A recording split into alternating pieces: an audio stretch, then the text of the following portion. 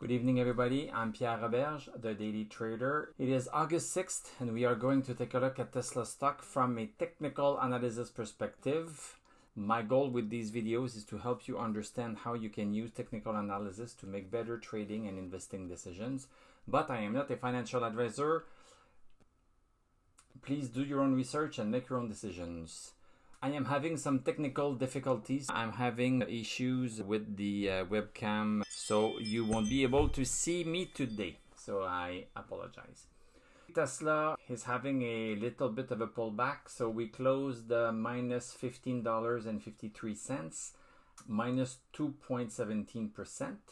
We closed at $699.10. Post-market, we seem to be down 60 cents more. So what is this looking like on the chart? We have a red candle, longer wick at the top, smaller wick at the bottom, and we closed underneath 700. So 700 is becoming now a resistance for the stock, but we are still above 694. To me, 700 is the obvious resistance, but the real resistance is 694. So I would not panic unless the stock goes below 694. If it goes below 694, then it's really possible that we go and retest either one of these support here before resuming back. I think it's going to resume back.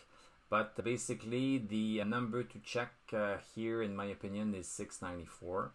If we go to the 1 hour chart, right here, this is the first hour. So we opened a little bit lower than the last candle of the day, then went higher, was pushed down, but see here on the second hour we have a longer wick at the bottom. So the second hour tried to go down below 700, then people bought it back up for a couple more hours.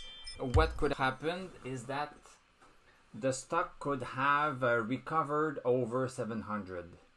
But no, this did not happen, and we went down, and stochastic super down, MACD ready to cross. Well, one line has already crossed below zero, and the DMI is still okay.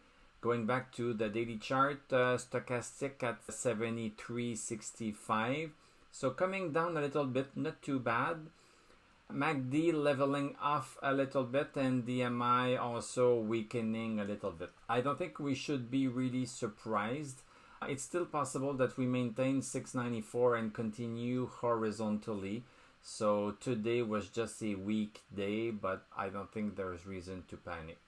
Thank you very much for watching. Thank you for subscribing, liking, commenting. Join me this Sunday where I will do a weekly technical analysis of Tesla and Palantir, and you can attend if you become a member of this channel.